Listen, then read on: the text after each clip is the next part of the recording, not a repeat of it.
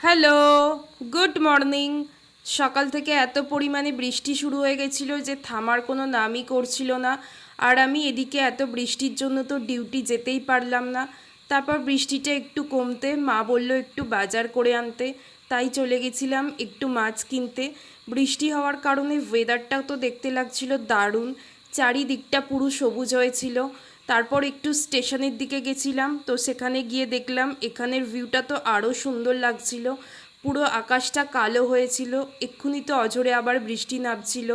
আর এদিকে বৃষ্টির জন্য এ তো বালির ওপর থেকে নামছিলই না। তারপর চলে গেছিলাম একটা চায়ের দোকানে, সেখানে গিয়ে একটু চা আর বিস্কিট খেয়ে নিয়েছিলাম। বহুত দিন পর একটু বিকেলে ঘুরতে বেরিয়েছিলাম, যেহেতু বাড়িতে ছিলাম। এদিকে চলে গেছিলাম একটু নদীর পাড়ে হাওয়া খেতে।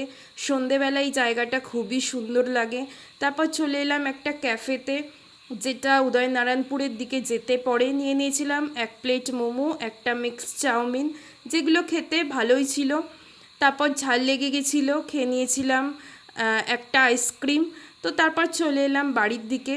তো আজকের ভিডিওটা এই পর্যন্তই, চলো বাই।